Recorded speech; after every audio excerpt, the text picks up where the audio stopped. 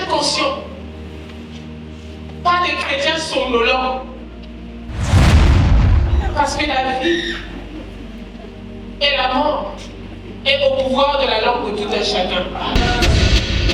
Ma vie n'est pas au pouvoir de la langue de quelqu'un, mais de... Rejoignez la grande famille Église Amour de Christ chaque dimanche à partir de 9h à 12h30 pour des temps d'enseignement, guérison, restauration et de prière. Lieu sympathique en face des 100, sans fond de Thiétier. C'est notre Seigneur.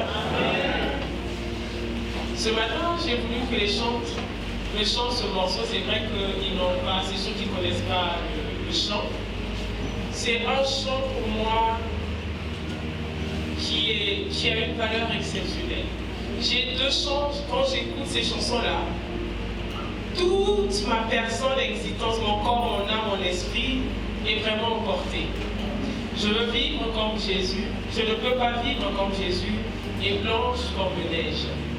J'ai rencontré le Seigneur Jésus-Christ, pas dans une église. Quand je parle de rencontrer le Seigneur Jésus-Christ, c'est-à-dire que le jour où j'ai expérimenté la présence de Dieu dans ma vie, c'était à l'école. J'étais en terminale. Dans une école à Mouraza qu'on appelait une école privée, qu'on appelait IUT. Et donc on avait chaque samedi, la tradition de l'école, selon le promoteur de l'école, on avait culte chaque samedi dans le désert. Amen. Quand Jésus s'est retiré dans le désert pendant 40 jours et 40 nuits. C'est cette partie-là, c'est cette traversée-là, c'est ce moment-là qui définit le moment du carême. Alléluia. Donc je vais définir le carême. Le carême est un temps de préparation à la fête de Pâques. Alléluia. Que nous célébrons la résurrection de Jésus-Christ. Donc Jésus-Christ, avant de passer sur le chemin de la croix, qui a fait que toi et moi, nous soyons chrétiens aujourd'hui, remplis du Saint-Esprit, remplis de la puissance, Jésus a passé 40 jours et 40 nuits dans le désert, en train de faire quoi? En train de prier. Alléluia. D'où le mot carême est tiré de son origine du mot latin quadragesima. Il est tiré du mot latin quadragesima, qui signifie quarantaine ou quarantième, faisant référence aux 40 jours que Jésus a passé dans le désert. Le carême est un moment de prière. Ici, dans la communauté Amour de Christ, c'est vrai, chaque mois nous avons un moment de prière. Ça, c'est pour nous, la communauté, notre semaine de marathon. Mais nous ne sommes pas censés oublier que si toi et moi nous sommes chrétiens, c'est qu'il y a quelqu'un qu'on appelle Jésus-Christ qui a fait de toi et moi chrétiens. Et comment Jésus-Christ s'est comporté pour qu'il arrive à porter cette croix, tous ces péchés du monde entier qui se reposaient sur lui. Il ne pouvait pas aller vague. Il fallait un temps de préparation, un temps de privation, un temps d'intimité, un temps de prière, un temps de jeûne, un temps de sacrifice. Beaucoup parmi nous ici, là, même quand on dit semaine de marathon, là, la nourriture est, alléluia. Ça, c'est seulement pour 3-4 jours, nous sommes souvent démotivés. Mais nous étions censés faire les 40 jours de carême. Même ceux qui n'ont pas reçu l'Esprit de Dieu, l'Esprit de vérité, de lumière, le font. Même s'ils ne le font pas dans le même contexte que nous, les chrétiens, mais ils le font. Aujourd'hui, les musulmans sont carême. Vous savez que chaque année, ils sont carême. Eux, ils respectent ça. Mais toi, chrétien, comme Christ, toi qui as reçu l'Esprit de vérité, toi qui as reçu la puissance, tu as été investi de la même puissance que le Seigneur Jésus-Christ, qui a été investi de Dieu. Alléluia. Tu t'en fous de Dieu. Ah oui, Jésus-Christ. En fait, c'est ce côté-là, cette facilité qu'on nous a donnée, que nous abusons. Regardez comment les musulmans se comportent. Et pourtant, nous sommes dans la même période de carême. Hein? Les musulmans sont en carême. Chez eux, ça a commencé le 1er mars. Chez nous, les chrétiens, c'est le 5 mars. Regardez le comportement des chrétiens vis-à-vis de cette période que le Seigneur Jésus-Christ a payé. Il était en préparation pour payer. D'ici là, on va fêter la Pâque. La résurrection de Christ. C'est cette résurrection de Christ qui fait que toi et moi, nous sommes plus que maintenant. Mais si Christ n'était pas passé sur la croix, s'il n'était pas crucifié, toi et moi, nous ne serons pas appelés vainqueurs. Nous avons écouté le témoignage de la Sainte Seine et nous en écoutons tout le temps de ce que le sang et le corps de Jésus fait comme miracle dans nos vies. Et pourtant, nous ne l'avons pas vu. Nous ne l'avons pas vu, nous ne l'avons pas connu. Nous avons cru par notre foi. Et nous vivons les miracles. Alléluia. Maintenant, pourquoi ne pas donner de l'importance à cela? C'est pourquoi il est important pour chacun de nous de comprendre pourquoi nous sommes chrétiens. Parce que la vie chrétienne n'est pas un voyage touristique. Même un touriste, quand il fait son voyage, il doit avoir un plan de voyage. Il sait que je vais commencer par le point A, ensuite je vais arriver au point B, ensuite je vais aller au point C, je vais m'arrêter à tel endroit. Alléluia. Mais toi, tu es chrétien. Et tu te vantes de chrétien. C'est pourquoi les gens se moquent de nous, les chrétiens. Parce que nous disons chrétiens, nous ne savons pas pourquoi nous sommes chrétiens. Comme un élève qui part à l'école, qui ne sait pas pourquoi il part à l'école. Vague, sans objectif, sans but, sans vision. Alléluia. Nous parlons du christianisme, on ne peut pas parler du christianisme sans parler du carême. Et pourtant, nous lisons ce texte-là tout le temps. Nous le lisons tout le temps. Mais nous ne nous sommes jamais posé la question pourquoi le Seigneur Jésus-Christ était resté 40 jours dans le désert. Et 40, le nombre 40 dans la Bible est un nombre significatif. Un nombre qui parle de beaucoup d'histoires avec le nombre 40. Jésus a vécu 40 jours dans le désert. Le peuple juif a passé 40 ans dans le... On le sait ou on ne le sait pas? Moïse a jeûné 40 jours avant de recevoir les tablettes des 10 commandements. On le sait ou on ne le sait pas? Le nombre 40, c'est pas un hasard. Alléluia. Bon, certains disent on le sait, mais beaucoup c'est qu'ils ne savent pas. Alléluia. Quand on est dans la foule là, on connaît. Mais si on fait les dérogations individuelles, alléluia. Et donc, Moïse a jeûné 40 jours avant de recevoir les 10 commandements.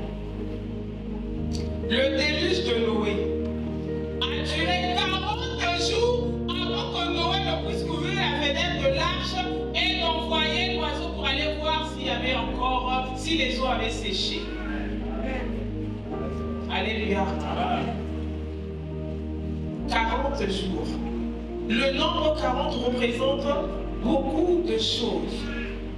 Jésus a été présenté au temple 40 jours après sa naissance. Alléluia. Et encore, pour qu'une femme accouche quand elle est enceinte, c'est 40 semaines. Les femmes ne savent pas ça. Non, les femmes ne savent pas ça. La grossesse à terme fait 40 semaines. C'est pourquoi quand tu parles, il ne parle même pas de mois. Il parle de semaines.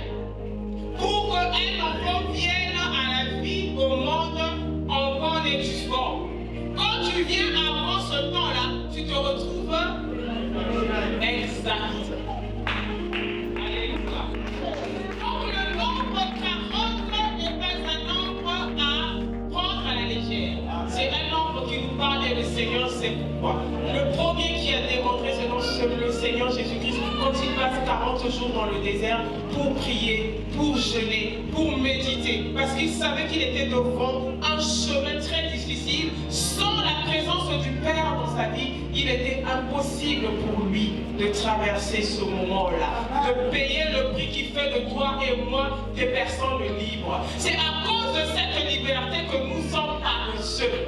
C'est à cause de cette liberté, de la grâce que nous avons reçue, que nous nous permettons de faire beaucoup de bêtises. Aujourd'hui, le chrétien, il va pécher. Ah, je vais demander pardon à Dieu. Tout est miséricorde, tout est grâce. Parce que le Seigneur Jésus-Christ avait pu payer le prix là. Et en ce moment, la période de carême est une période très importante pour nous les chrétiens. Alléluia. Le carême est un moment de prière où nous devons passer du temps à la communion avec le Seigneur. Et cette communion avec le Seigneur est accompagnée du jeûne. Le jeûne, c'est un moment de privation. C'est un moment de sacrifice. C'est un moment où on décide de souffrir pour quelque chose. Alléluia. C'est un temps pour se rendre disponible à Dieu. C'est un temps pour transformer nos vies. Alléluia. Le temps de carême. Et cela doit être un réflexe pour chaque chrétien que nous sommes. Nous ne prenons même pas le temps de connaître l'historique de notre Seigneur Jésus-Christ. Ça, ce n'est pas le travail du pasteur. Moi, j'ai toujours dit, le pasteur, c'est l'enseignant à l'école. Quand il vient, l'enseignant, il te donne une partie de la connaissance.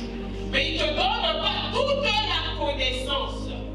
C'est à toi, l'élève, d'aller faire des recherches pour ajouter de la connaissance. Un élève qui vient à l'école et qui attend de l'enseignant toute la connaissance, c'est un élève qui sera limité. C'est un élève qui sera limité. Alléluia. Donc toi, quand tu viens à l'église, là, si tu penses que c'est quand tu arrives à l'église, tu ouvres ta Bible et le pasteur finit.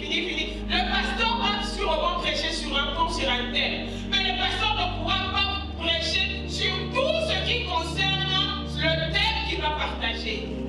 C'est à toi d'aller chercher. C'est à toi d'aller chercher. Aujourd'hui, nous avons la facilité à la recherche. Avant, à notre temps, il fallait seulement aller à la bibliothèque. Et à la bibliothèque, tu te retrouves devant une multitude de livres. Tu ne sais pas par où commencer, par où terminer. Donc tu ouvres, tu fais. Donc c'était difficile de retrouver une information au milieu d'une multitude de livres. Mais aujourd'hui, les choses ont été facilitées avec l'Internet. Google est devenu une intelligence artificielle. Quand tu as besoin d'une réponse, tu vas sur Google, tu tapes, tu poses la question, Google te répond. Pour ceux qui ont des iPhones, il y a Siri. Quand tu appelles Siri, dis-moi, à quel moment le carême chrétien se passe? Siri va te dire c'est à telle période, il va te donner même l'historique de comment ça s'est passé. Voyez-vous que la connaissance est facilitée. Mais les gens ne font pas d'efforts.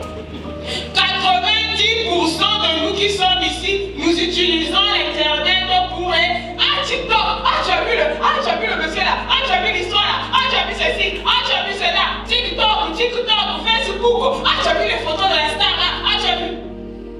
Là, c'est sur ça. Les réseaux sociaux, les mensonges qui planent dans les réseaux sociaux, nous sommes informés automatiquement. Alléluia. Mais combien parmi nous utilisons Google pour nos recherches personnelles? Peu.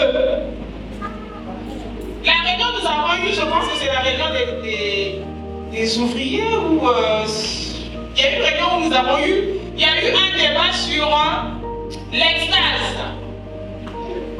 On a eu vraiment sur le mot extase. C'est pourquoi moi j'avais dit que l'extase est très grande. Parce qu'on peut rentrer en extase même quand on fait des rapports sexuels. C'est un moment où on perd le contrôle de sa personne. C'est ça l'extase. Mais nous étions confus, pourquoi? Parce qu'on ne fait pas de recherche. Oh, j'adore la parole de Dieu là. Mon peuple périt par manque de connaissance. Bien aimé, nous périssons parce qu'il nous manque de la connaissance. Nous ne recherchons pas de la connaissance. Nous recherchons de la facilité. Et dans la facilité, il n'y a pas l'évolution, il n'y a pas le développement. Il n'y a pas la victoire dans la facilité. Si tu es ce chrétien-là qui attend tout facilement, bien aimé, dis-toi que tu ne seras pas un vrai chrétien, tu ne vas pas aller loin. Parce que le Seigneur Jésus-Christ, si réellement il aimait la facilité, il n'allait pas payer le prix. Quand il allait voir tout ce qu'il avait, parce que lui-même, quelque part, il avait tressailli. Quand il a vu le parcours qu'il devait vivre, il dit, oh Père, éloigne-moi de cette coupe. Pourquoi il a dit ça? Parce que c'était difficile pour lui de supporter le supplice qu'il allait traverser. Mais il s'est ressaisi, il a dit, Père, que ta volonté se fasse. Pas ce que moi je dis, mais ce que toi tu veux. C'est ça l'état d'esprit des chrétiens. Beaucoup de chrétiens que nous sommes ici, nous sommes des pèlerins sans objectif. Ceux qui s'accrochent à certaines pour fouiller la voie. Donc, comme certains disent, bon, les gens appellent ça comme ça aventurier. Hein? Mais bon, normalement, c'est pas le vrai mot, mais on dit aventurier. Donc, quelqu'un qui est là en train de se faufiler sans objectif, sans savoir pourquoi. C'est pourquoi l'Ingala, quand elle est étudiée, on s'aventurier. On suppose que c'est une personne qui ne sait pas ce qu'il veut. Il est là en train de s'embrouiller dans la foule. Mais toi, tu es chrétien. Est-ce que tu es capable de défendre ton statut de chrétien? On nous insulte, on nous injure. À cause de notre manque, même les non-chrétiens ont plus de connaissances que beaucoup de chrétiens comme nous sommes ici. Mais bien aimé, c'est honteux. C'est honteux de se dire que je suis bachelier, mais tu es incapable de défendre ton diplôme de bac. Mais c'est une honte incroyable. Il n'y a que celui qui n'a pas de conscience qui ne va pas avoir honte. Mais quelqu'un qui a une conscience, et qu'on te donne un exercice, si tu as par exemple un bac A, on te donne un exercice de philosophie qui est dans le programme du bac A. Mais si tu n'arrives pas, c'est une honte. À l'exception de ceux qui n'ont pas de conscience. Dans ce cas, moi j'intitule les aventuriers comme on les appelle. En fait, ceux-là, c'est confiant, comme on faisait en anglais à l'école. Confiant. Ce sont ceux-là qui n'ont pas honte. Mais quelqu'un qui part à l'école avec un objectif et une vision, on te donne un exercice de ton niveau, tu n'arrives pas à faire. En tout cas, c'est une honte, ça que quand tu es ici à Toto, parce que tu es humilié. Alléluia. Et c'est ce que nous faisons les chrétiens que nous sommes. Aujourd'hui, si on veut désigner quelqu'un, tu es en Christ Jésus, né de nouveau depuis 10 ans.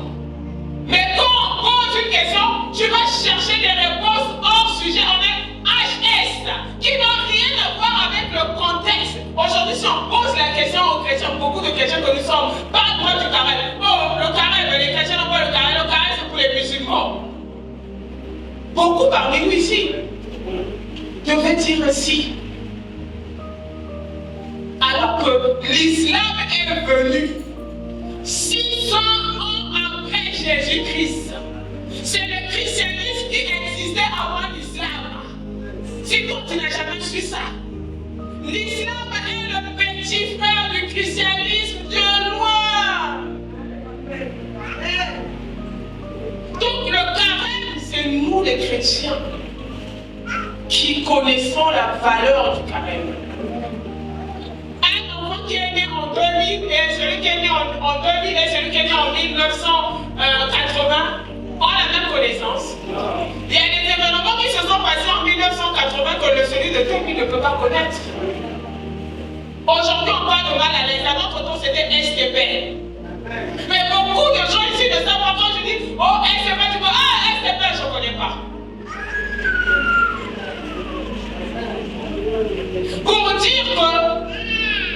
c'est de notre responsabilité d'apprendre. C'est de notre responsabilité de chercher à connaître davantage la personne de Jésus-Christ que nous avons acceptée. Ce n'est pas la responsabilité d'un pasteur. Ce n'est pas la responsabilité. Nous sommes derrière les prophéties. Dieu a dit quoi? Dieu a dit quoi? Dieu a dit... C'est tout ce qui nous intéresse. La prophétie. Dieu a dit quoi par rapport à ma situation? Dieu a dit quoi? Bien aimé, ne sois pas ce chrétien-là. Moi, je les appelle les chrétiens urgensifs. Mais c'est des chrétiens-là qui sont là, ils vivent comme ils veulent et tout ça. Alors quand le diable vient donner une petite chiffre, maintenant ils commencent à paniquer. Pasteur, j'ai vraiment des sujets. Dieu a dit quoi? Parce que si tu étais un chrétien préventif, tu vas savoir ce que Dieu a dit concernant ton cas et tu vas prendre de la prévention pour que les situations-là ne viennent pas te gâter. Alléluia. Amen. Être chrétien, c'est pas venir s'asseoir sous la chaise. Quand le pasteur prêche, Amen! Il y a des gens, même quand ils disent Amen, c'est un Amen dans le vide. C'est-à-dire qu'ils suivent seulement le mouvement de la foule. Amen! Pour faire comprendre à vous que lui, là, jour, il comprend. Alors qu'il ne comprend rien. Il ne comprend rien. Et à la fin du coup, si tu prends le sujet là, tu emmènes le débat, tu vas écouter des bombes qui risquent d'exploser. Alléluia. Chrétien depuis 5 ans, chrétien depuis 10 ans. Comme un enfant qui a 10 ans, qui est toujours à la maternelle. Mais c'est un vrai souci. C'est un vrai souci. Un vrai souci. Nous sommes en temps de carême. Quelle est l'attitude des chrétiens pendant cette période? On vit comme on veut. On fait ce qu'on veut. Alors ça devait être un temps d'abstinence. En mémoire de ce que le Seigneur Jésus a vécu pour toi et moi. En mémoire de ce qu'il a vécu. Et quand on revient dans le texte de Matthieu, de Luc plutôt, il dit Jésus rempli du Saint-Esprit, revenant du Jourdain, et il fut conduit par l'Esprit dans le désert. Parce qu'il était dans une attitude de prière, de la recherche de la personne de Dieu. Si tu recherches Dieu honnêtement, tu le trouveras. Dieu, il est là, il attend seulement ta disposition. C'est pourquoi j'ai donné mon témoignage au début. J'ai dit, je n'ai pas rencontré, je n'ai pas expérimenté. Je partais à l'église comme tout le monde. Je faisais, comme on dit, comme tout le monde, ce qu'il fallait faire à l'église. Mais personnellement, je n'avais pas rencontré Jésus. Parce qu'il y a eu une différence entre rencontrer le Seigneur et aller à l'église. Une personne qui a rencontré le Seigneur, il y aura une différence avec celui qui va seulement à l'église. Dans la façon de faire, dans la façon de parler, dans la façon de comprendre et d'appréhender. Et c'est ce que le Seigneur attend de toi et moi. La rencontre personnelle avec le Seigneur Jésus. Et moi je lui ai dit, c'est pas à l'église. Et pourtant je partais à l'église. Chaque dimanche, à l'église catholique, j'étais même servant de messe. Ce qu'on appelle aujourd'hui enfant de cœur. Donc c'était nous qui arrangeaient, qui préparaient la messe avant que le prêtre ne parte célébrer la messe. Je ne connaissais rien de tout ça. C'était juste des formalités. Mais quand j'ai rencontré Jésus comme Paul avait rencontré Jésus sur le chemin de Damas, il était Dieu va changer la situation. Vous savez, Dieu, c'est pourquoi il dit qu'il nous a créés à son image. Dieu n'est que comme nous, humains. À la différence, lui, il est spirituel. Quand vous avez un enfant qui a l'habitude de faire des bêtises, il fait, quand tu es là, tu repars. À un moment donné, tu vas dire, ah, celui-là, toi c'est tout. Je vais le laisser dans cette histoire-là. Il n'a pas voir. Comme ça, il va bien comprendre que ce qu'il fait là, tu vas fermer le cœur, même si ça te fait mal, pour qu'il comprenne une façon de l'éduquer. Dieu, il fait pareil. On fait tellement de bêtises. Quand tu viens, Père, pardonne-moi, il résout la situation. Tu comprends bien, Père, pardonne-moi, il résout la situation. Tu vas arriver à un moment où, quand tu vas faire, tu vas dire, Père, pardonne-moi, il n'entend pas. Père, regarde la situation, il ne t'envoie pas. Seigneur, Seigneur. Parce que tu as tellement fait que tu, à un certain moment, on a marre. Il te regarde. Il te laisse avoir dans ça là. C'est quand tu vas vivre, quand tu vas sortir, tu vas dire, ah ça je refais plus. Et là, Dieu il est content que tu as compris la leçon. C'est pour cette raison, il est important pour chacun de nous d'avoir cette prise de conscience pour éviter le pire dans la vie. Parce que c'est nous qui sommes victimes, ce n'est pas Dieu. Alléluia. C'est pourquoi, bien-aimés dans le Seigneur, nous qui sommes chrétiens, nous qui sommes en période de carême, prenons la résolution de vivre la vie chrétienne, de vivre la vie de prière, de vivre la vie de purification, de lutter contre les tentations, de vivre une vie de charité, de vivre une vie de jeûne. C'est individuel. Nous sommes dans la communauté où nous avons chaque mois des périodes de prière. Mais toi, tu ne peux pas attendre seulement ces moments-là. Tu dois avoir des moments de prière. Quand le Saint-Esprit te met à cœur qu'il le faut, tu le fais. Ça te permet de te développer spirituellement. Donc le carême est pour le chrétien un moment important. Et comme je l'ai dit au départ, le carême, ce n'est pas seulement dans la religion chrétienne. L'islam aussi a le carême. J'aime bien parler de ces différences pour nous permettre de mieux comprendre. Parce que beaucoup de nous sont dans la chose, sont dans le christianisme sans comprendre. Et nous avons des voisins immédiats. Ces voisins, on ne peut pas les éviter. Ce sont les musulmans. Alléluia. Et quand tu comprends le fonctionnement de leur religion, toi, ça te permet de ne pas tomber dans les pièges. Quelqu'un ne peut tomber dans le piège que quand il ne sait pas qu'est-ce qu'il y a dedans. Toi, quand tu marches, si tu sais que le carreau là, ce n'est pas un vrai carreau, c'est un piège, tu vas mettre le pied là-bas. Mais tu ne peux mettre le pied que quand tu n'es pas conscient que c'est un piège. Et aujourd'hui, l'islam est comme un piège pour nous les chrétiens. Beaucoup de chrétiens vont là-bas, pas parce qu'ils ont vu Dieu, mais parce qu'ils suivent certains intérêts. Or, le christianisme n'est pas basé sur les intérêts, sur la vie physique, mais sur ta vie spirituelle, ta vie d'après. Et c'est ça qui est le plus important pour tout être vivant. L'invisible. Parce que c'est l'invisible qui donne la vie au visible. Quand on sème une graine ou un noyau de mangue, on l'enterre. Est-ce qu'il est voyant? Quand on l'enfuit dans le sol, il n'est pas voyant. Si quelqu'un n'était pas là avec toi pour savoir que ici tu as planté un noyau, il ne saura jamais qu'il y a un noyau de mangue qui a été planté. Mais il est en train de vivre dedans. C'est quand il va sortir que les gens, oh, il y a un manguier qui était, il y a un noyau qui était sûrement jeté ici. Voilà, ça donnait un manguier.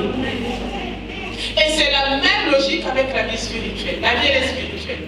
Les maladies que nous voyons là sont spirituelles. Et pour dominer, le monde est spirituel. Aujourd'hui, nous connaissons tout le mal qui se passe dans le monde. Pourquoi les sectes prennent de l'ampleur? Pourquoi Satan est en train de gagner le monde? Parce qu'il joue un jeu stratégique spirituel. Il travaille plus dans le spirituel que dans le physique.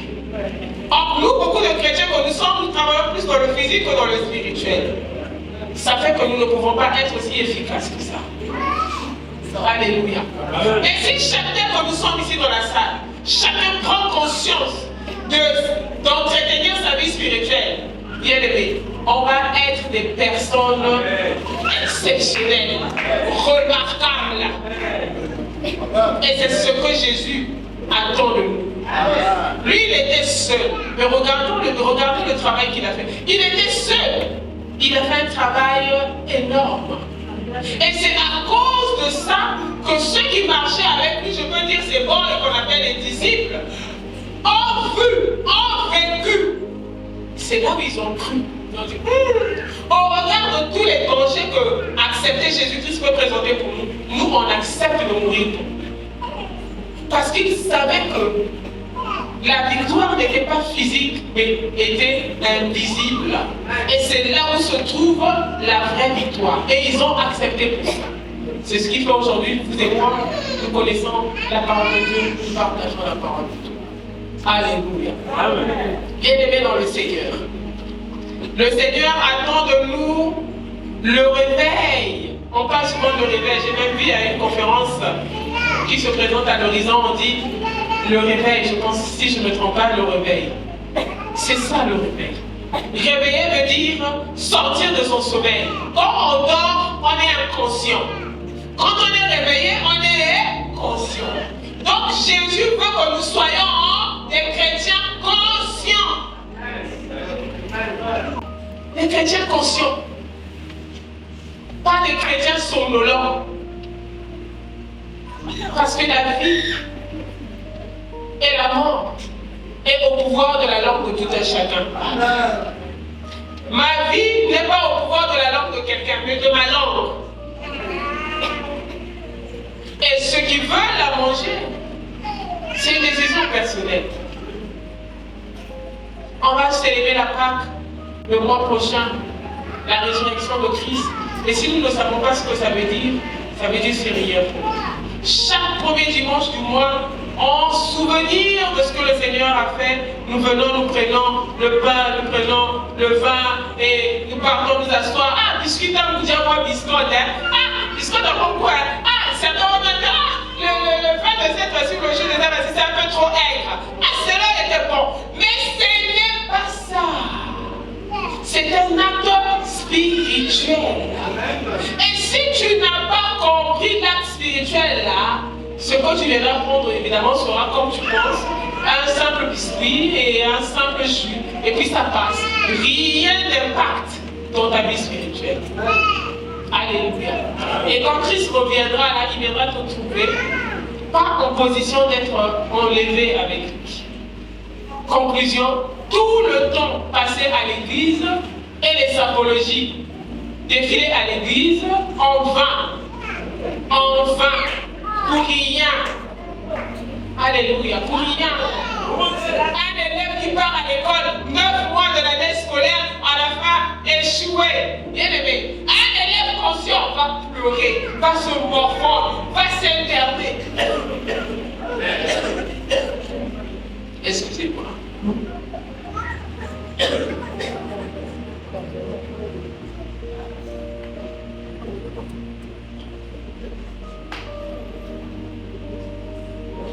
Je disais qu'un élève conscient va s'énerver. Mais un élève inconscient, ça fait quoi? Parce qu'il n'y a pas une conscience. Il n'y a pas une conscience. Et une personne qui n'a pas de conscience est une personne morte. Donc si toi tu es un chrétien qui n'a pas de conscience là, tu es un chrétien déjà un coup froid. C'est ça la réalité. Alléluia. C'est pourquoi réveillons-nous en cette année 2025, l'année de l'accomplissement. Tu ne peux pas accomplir ce que le Seigneur a mis devant toi si tu n'as pas la prise de conscience. La prise de conscience te fera rentrer dans les bénédictions que le Seigneur a prévues pour toi en cette année 2025. Et dans la prise de conscience, c'est la décision personnelle. Ce n'est pas une décision collective, c'est une décision individuelle pour vivre sa vie en Christ et par Christ. C'est un choix individuel. Et c'est alors que nous allons tous expérimenter les bienfaits de l'Éternel. Alléluia. En définitive, même ceux qui n'ont pas reçu la vie, l'Esprit de Dieu, l'Esprit de lumière, de vérité, savent que dans la vie spirituelle, il doit y avoir un temps de privation. Quand je dis même ceux qui n'ont pas reçu la lumière, c'est-à-dire je veux parler de vos amis, de vos voisins musulmans. Ils n'ont pas reçu la lumière que nous avons reçue, puisque la Bible dit que Christ est le chemin, la vérité et la vie. Personne ne peut aller chez le Papa sans passer par nous. Ça veut dire que peu importe ce que vous pouvez faire, même si c'est des photocopies, ce ne sont pas des originaux. Donc c'est beaucoup d'administration quand tu vas. Et pourtant c'est bien la photocopie hein, de ton passeport, de ta pièce, tu me donnes l'original. Pourquoi? Parce qu'ils savent que la photocopie peut être piratée. Mais l'original, jamais. Donc ceux-là, ils ont copié. Ils ont fait des photocopies de beaucoup de choses pour nous les chrétiens. Mais ils n'ont pas l'original. Toi, tu as l'original. Toi, tu as l'original. Mais tu n'as pas la conscience que tu as l'original. Alléluia. Donc ceux-là qui ont fait des photocopies, ils ont la conscience que on doit faire ceci, on doit jeûner, on doit faire le carême, on doit prier, on doit avoir un moment dans l'année où vraiment on se définit si c'est 2 semaines, si c'est 40 jours, si c'est 30 jours, se donner à Dieu. Rien plus que les autres mois. Se priver de beaucoup de choses. Si je mangeais 4 maniocs le jour, pendant cette période-là, je vais me couper 2 maniocs ou 1 manioc. Si je vais manger la viande pendant cette période, je ne vais plus manger la viande. Une façon de payer le sacrifice, de démontrer à Dieu que Seigneur, il n'y a que toi qui as plus de valeur. Il n'y a pas un autre créateur. Seigneur, je me sacrifie en toi. Seigneur, je viens à toi pour chercher à te découvrir davantage. Si je priais une fois le jour, pendant cette période, je vais prier 4 fois. Parce que Seigneur, je veux te sentir davantage dans ma vie. Je veux que tu te révèles encore à moi. Alléluia. Ils le font. Ceux qui n'ont pas l'original. Maintenant, toi, tu as l'original. Depuis que tu es chrétien, tu connais ce qu'on appelle la période de carême. On va le connaître. Les gloires sont rendues au Seigneur qui n'est jamais trop tard. La parole du Seigneur vient pour nous édifier, nous informer, nous corriger, pour que nous prenions toujours des nouveaux départs avant que Christ revienne dans sa gloire pour nous élever au nom de notre Seigneur Jésus-Christ. Nous le disons tous, Amen.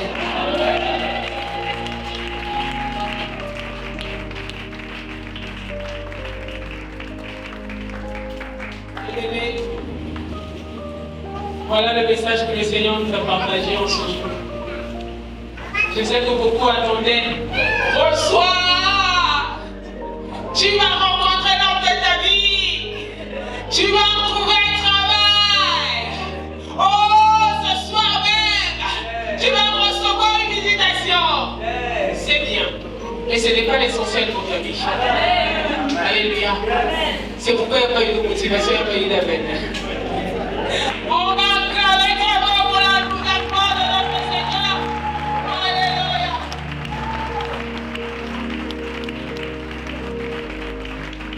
Élevez, nous allons vous lever, je vous invite à se lever. J'ai écouté la parole du Seigneur ce matin. Rejoignez la grande famille Église Amour de Christ chaque dimanche à partir de 9h à 12h30 pour des temps d'enseignement guérison restauration et de prière lieu sympathique en face des 100 sans fond de Thiétier.